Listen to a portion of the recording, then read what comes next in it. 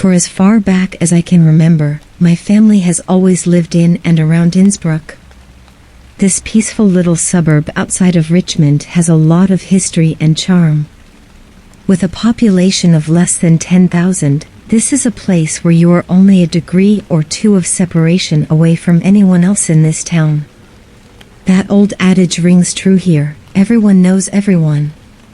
My husband, our 2 adopted children, and myself lived in a 2-story colonial, red brick, white trim. Having a well-manicured and maintained yard near Cox Road, one of the 2 main roads that went through the small slice of heaven. While it is rare for any homes to come up for sale, the family across the street from us moved due to work relocation and a higher salary. In this housing market, and the desirable location that this is of single-family homes far enough away from the crazy city, but close enough to be connected, once the Marshes put their home up for sale, it sold in less than a week. In no time, a large moving truck pulled up and began filling the empty house, making it a home for the new owner. My husband Sam was working on site at his office today, and I happened to be taking the week off from my stressful consulting job. Being the friendly, across-the-street neighbor, I baked up a dozen double chocolate cookies to take over to introduce myself. As I approached the house, I could see 4 individuals wearing Nightfall Transit shirts, a company I had not heard of before. I approached one of them. He was tall, had dark red hair, looking like he could use a little bit of sunlight. "Interesting company name you work for." The mover stops and acknowledges my presence. "Absolutely, it is a small family-owned business, named for the fact that day or night, we are here to perform. Some individuals need to move at the drop of a dime, could be at 8 in the morning, or 11 at night." He smiles, it feels unnatural. The teeth look a bit too white, the smile a little too wide. "Here are a couple of business cards. My name is Amon Alucard Crowley, owner of Nightfall. If you ever require effective, fast, and easy moving solutions, reach out to us anytime, day or night." While the other 3 movers continued moving furniture and boxes from the back of the truck, Amon locked eyes with me, reaching out a slender, long hand. His eyes rippled, looking to be a deep crimson.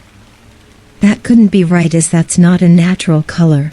What an odd color for contacts, I thought to myself as I reached out with my free hand and grasped his hand. It feels cold to the touch, not too strange as it is a bit chilly out for a late winter afternoon.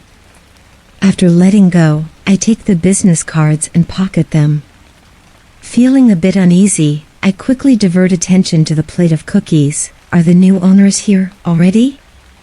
I wanted to take a moment to introduce myself and bring a welcome gift.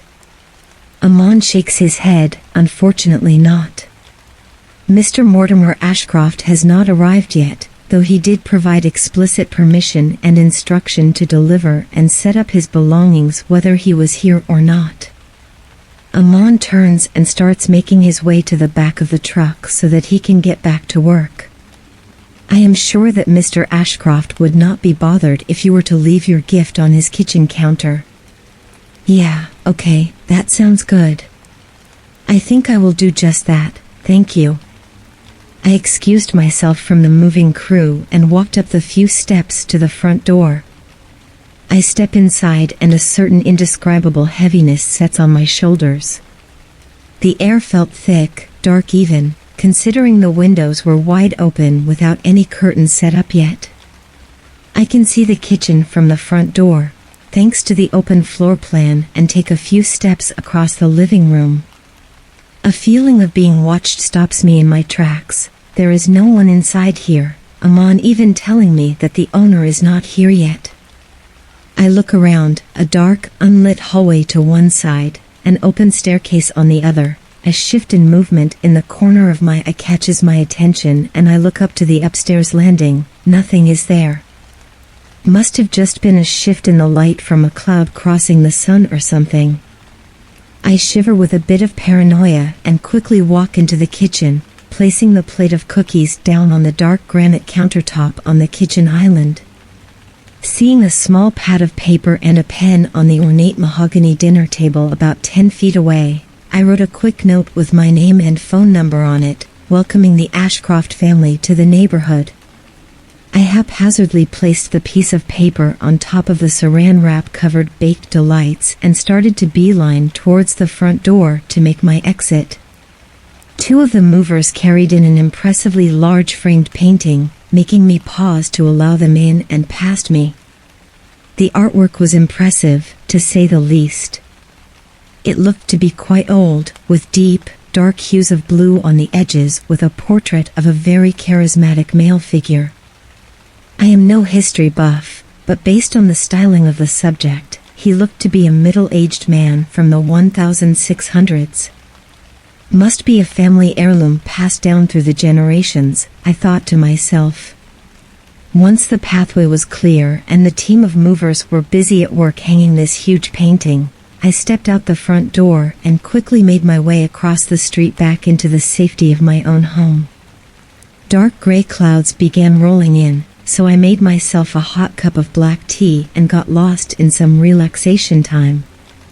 Getting distracted in my novel, I forgot entirely about the feeling of being watched and the strange ambience that was inside of the Ashcroft home across the street. Nested in my comfortable armchair by the stone fireplace, the kids got home from school first. Our daughters, Beth and Naomi, came into the family room where I was lost in my book, giving me a kiss on the cheek and excitedly filling me in on their school playground gossip. By the time I was done hearing all of the drama about Jill's bloody nose and Mary being expelled from the circle because she also has a crush on Will that Jasmine already likes, my husband Sam pulled into the driveway. Saved by the husband. Since it was Friday, Sam and I decided to order a pizza from one of our family's favorite Italian restaurants, Mama Cucina. We had it delivered through DoorDash, and we all settled down in front of the television to decide on a movie to watch together that is friendly for an 11 and 9-year-old. We settled on that newer Disney Pixar flick, Elemental. Shortly after the opening credits displayed on the tube, and the movie got started, I was alerted that our unhealthy, but delicious pizza had arrived by the chime of the doorbell. I volunteered to retrieve the dinner for our movie, tossing the throw blanket covering my legs to the side and hightailed it to the front door. I opened the door and retrieved the box from the delivery driver, thanking them and began closing the door. Before I could latch the door closed, a flash of dull red caught my attention. I looked past the dasher, making their way back to their car, and noticed that the moving truck was gone, and now a midnight black Rolls-Royce Phantom was parked in the driveway and an odd, deep red glow was spilling out of the front windows. I stared for a minute, seeing if my eyes would adjust to see inside, trying to understand what was happening.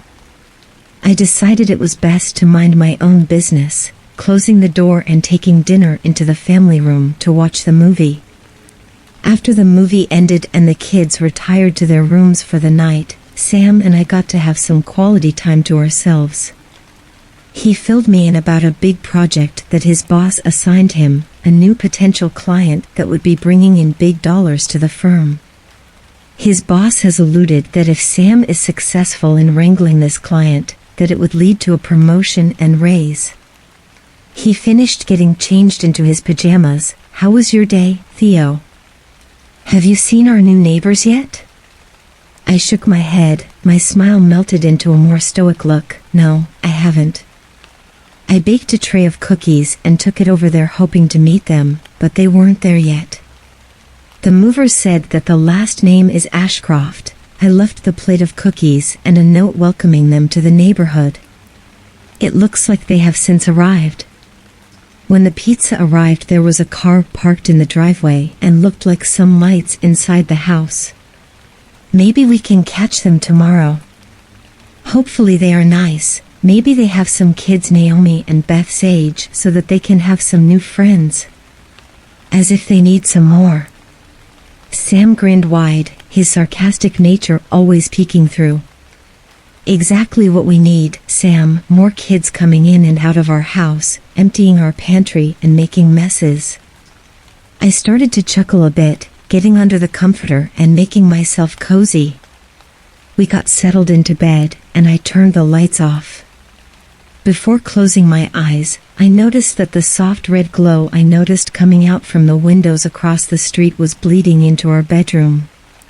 I stretched my legs out, laid on my side, and closed my eyes, falling into a deep sleep. I opened my eyes suddenly and sat up with a feeling of dread and panic. A flash of lightning followed by a rumble of thunder quickly illuminated the bedroom. I noticed Sam was not in bed, just me. With my senses heightened, I sat and listened, trying to allow time for my eyes to adjust to the dark. A chilling breeze drafts across my back, followed by what sounds like muffled crying. Sam? I call out, "Are you all right?" The bedroom door creaks open, a dull red glow pulsing from the hallway. I slip my feet in my slippers and wrap my fleece robe around myself to counteract the freezing air that has invaded our home. I hear the quiet sobbing turn into borderline wailing. I walk to the doorway and peek my head out, looking both left and right down the hallway corridors. Sam? Where are you? What's wrong? To me it looks as though the hallway stretches out, with the dim crimson illumination only being bright enough for me to see about 20 to 30 feet ahead of me, then pitch darkness. While this should have stood out as odd to me, seeing as the hallways in our house are not that long, I was more determined to find Sam and help him out. I hear the sobbing again. It sounds as though it is coming from the right side, so I start softly walking to the right to find him. This direction is where the kids' rooms are. Why would he be in either Beth or Naomi's room? As I make my way down the passageway, the sanguine-colored lighting throbs in and out. Finally, after what feels like a solid 10 minutes of walking, I can see the doors to both Beth and Naomi's chambers. Their rooms are positioned at the end of the hallway, Naomi's on the left and Beth's on the right, with a third wall with a picture window to look out into the side yard. Perched underneath the console table that sits in front of and underneath the window, I can see a very pale, gangly person curled up in fetal position, their chest heaving in and out like they are hyperventilating. I can't make out who it is. It doesn't look like anyone in our family. I approach the figure, kneeling down and reaching out to touch them on the shoulder.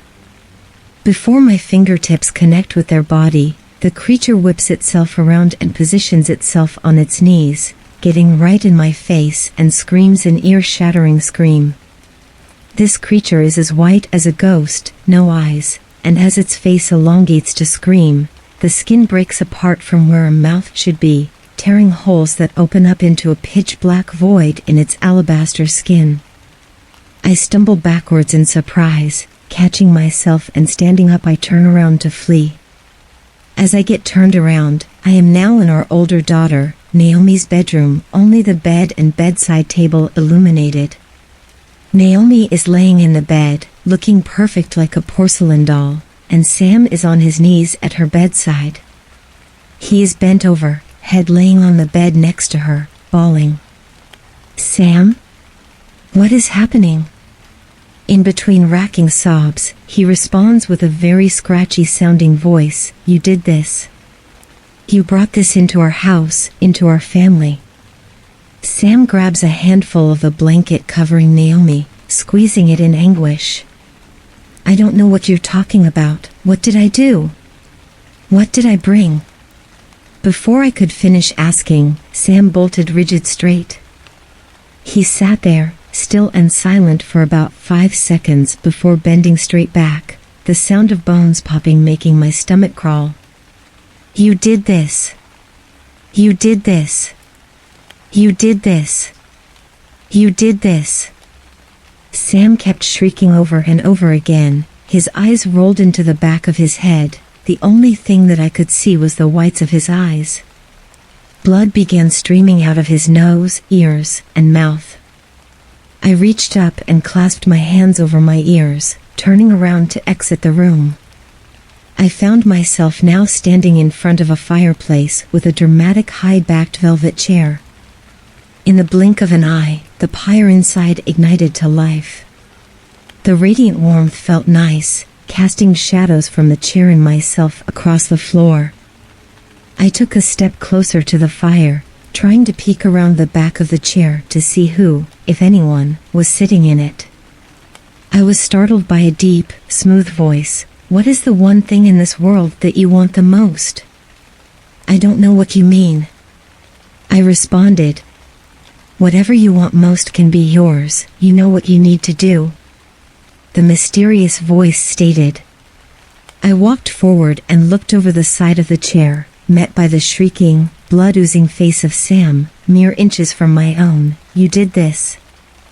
I awoke terrified, drenched in a cold sweat, heart pounding. It was still dark out. I grabbed my phone and looked at it to see the time, 3:13 a.m. I talked myself down, realizing it was just a nightmare. I laid myself back down, trying to get some more sleep, which ended up being a big failure.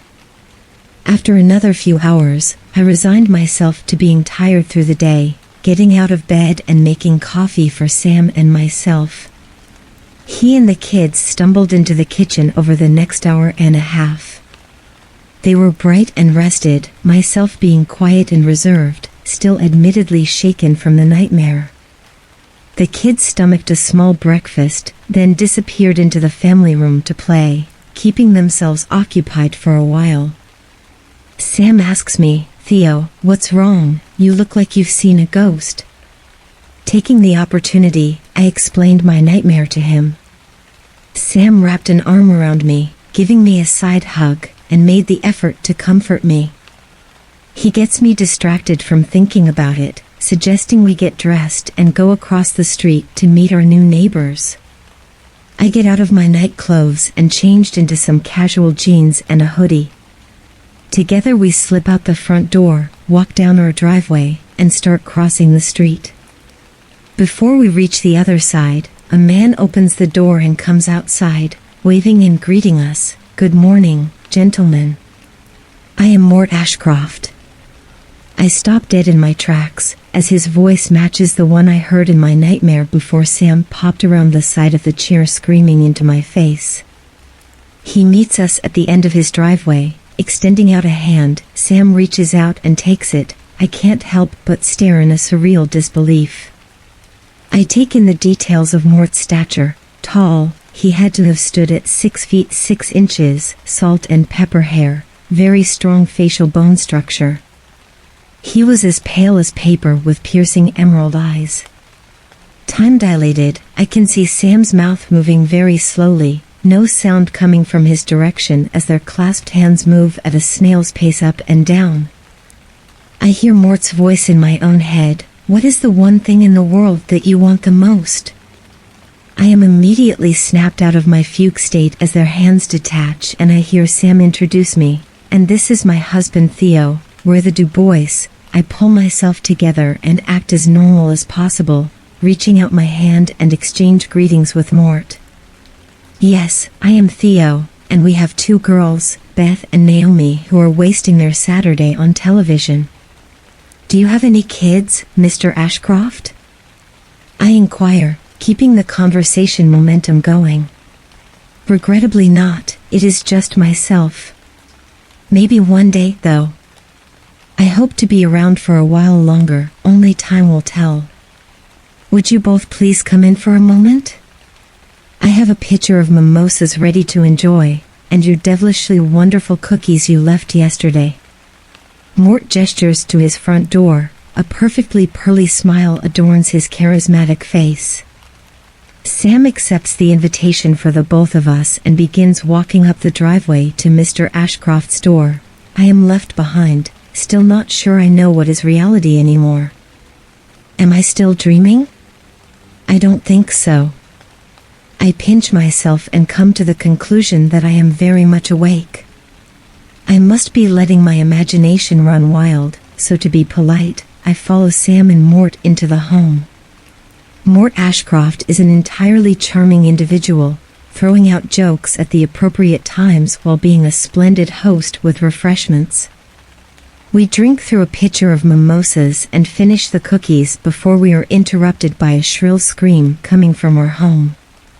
The girls. I immediately get up and look out the front window.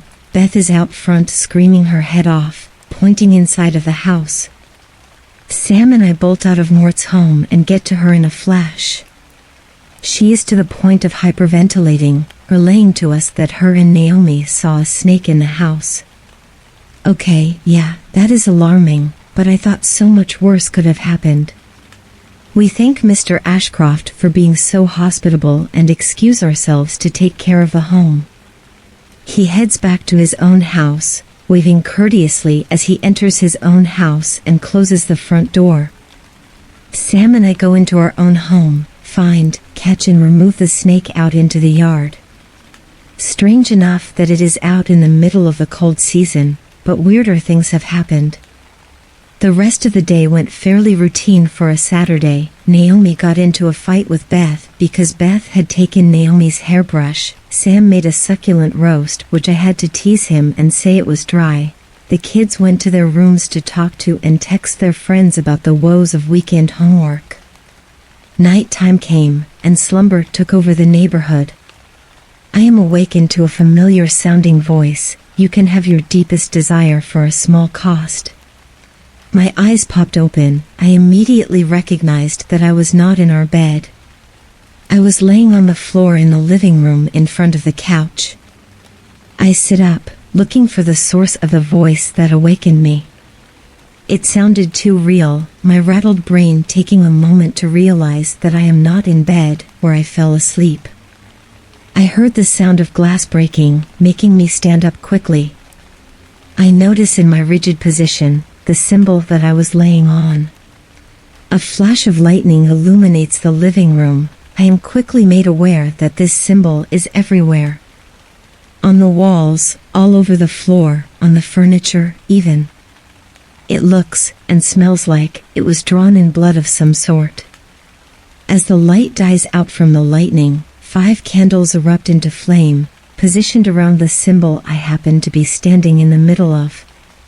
I hear Beth shriek an ear-shattering scream. In dad mode, I bolt out of the living room and push my way into Beth's room. I am met with an office space. Dramatic blood-red curtains frame a large picture window with an oversized oak desk in front of it. Mort Ashcroft sat in a chair on the other side of the desk from me, motioning for me to take a seat in the vacant seat. Where is Beth? Mort chuckles. Worry not, she is safe and sound, asleep like a little babe. She is merely having a bad dream, that was why she screamed out. Why are you here? In her room? I choke out, tears starting to fill my eyes. Mort stares into my soul, his poker face unnerving. He blinks, his eyes changing from a bright violet into a matching blood red to the curtains. You did this. You have a desire, I have an answer. It is a simple quid pro quo. Nothing more, nothing less. What did I do? I lose my control, screaming out. I want to jump over the desk and start shaking Mort. I start shaking, and decide to slump down into the chair right next to me. A condescending, yet wicked-looking smile crosses his face. Well, that's the $100,000 question, isn't it? You were a good neighbor, you were. You got my attention, which is fortunate for you, unfortunate for someone else. Mr. Ashcroft reaches his hand into his jacket pocket and pulls out a black remote control. He presses a button and the floor opens. Howls and screams fill the room, making me sick to my stomach. A wave of heat hits me in the face as I realize that I am looking into a pit to hell. Flames lick up into the air from the pit. I am able to make out tortured faces in the flames. I can even start hearing individual pleas for help. You're dying, Mr. Du Bois, you know it but haven't told anyone in your family yet. You're afraid that this is where you will end up, which I do say, the chances are looking mighty good. So many skeletons in your closet. He snaps his fingers. The hole in the ground closes up with the sound of an earthquake. I know what you want already, you just need to ask for it. I feel a hand on my shoulder. Turning my head, I am shaken to see Beth standing there. Her eyes are missing, mouth sewn shut, and her chest a hollow cavity with the ribs cracked open and spread out. Boils and blisters cover her skin and half of her hair is singed off. I wake up in reality. I am standing in Naomi's room, right at the side of her bed. My nose started to bleed. I could feel the warm moisture dribbling down my face and soaking the front of my pajamas. I collapse and everything blacks out. I wake up again, in a hospital bed, Sam half asleep in a chair beside me. I groan as I try to move. I definitely must have bruised something as my body is sore. Sam realizes that I am alert, so he stands up and comes over to the bed and gives me a big hug. What were you doing in Naomi's room at 3 in the morning, Theo? You woke us all up. You scared us all. I told him I must have started sleepwalking, that I came to in her room and then immediately collapsed. I apologized profusely, not wanting to scare him or my family. That's why I haven't told any of them about the terminal diagnosis of my pancreatic cancer. The doctor came in while we were embracing each other, after asking me several questions of my symptoms and what led up to me being here at St. Mary's. After I explained to her my story, she ordered a CT scan of my brain, just to make sure there was nothing off, and a panel of blood work. A few hours later, she came back in and sat down, announcing she had some news. The cat was out of the bag now, as she announced that the cancer has spread to my brain. Sam learned that the cancer was terminal, and that I was looking at only a year, maybe 2, left to live. Both of us were beside ourselves in tears. We discussed addressing this with our kids, and how we were going to proceed the rest of our lives together. Shortly thereafter, I got discharged and sent home. By this point it was already getting late again, so we picked up some fast food to take home to the kids for dinner, as neither of us had the energy to prepare anything for them today after that bombshell. The kids ate and went up to bed. Sam had his emotions get the best of him, and he started screaming at me, wondering how I knew and didn't trust him enough to tell him. Were you just waiting to drop dead for me to find out? He asked. Well, no, I just didn't know when would be the right time or even how, I began answering. He cut me off, going hysterical. When you found out would be the right time. The screaming went on for what felt like forever. We decided that I would sleep on the couch tonight, just to give us some healthy space to process feelings. Even though he was hurt, he still told me he loved me before locking himself in our bedroom. I could hear him sobbing from our room. After a couple of hours of laying there, stuck in my own thoughts, I fell asleep. My eyes opened, and I was inside Mort Ashcroft's living room. The sun was out, birds were chirping, everything felt phenomenal. I saw a serving tray with 2 mimosas on it, so I walked over and grabbed one. I found a seat on a very comfortable leather sofa. I take a sip of my mimosa and I hear, "Are you ready to ask for what you desire the most?" I look around and don't see Mort. That was very much his voice, but he was nowhere to be seen. Up here. The voice chimes in again. I look up and notice the regal painting I saw when the movers were unloading the truck. My eyes widened with fear as the painting was what was talking to me. This will be your last chance to ask. After my 3rd attempt, I don't bother anymore. It said, the colors on the canvas swirling in a hypnotic fashion. It was captivating but intimidating. I don't know. I mean, yes, I do know, but I don't. I managed to stammer out.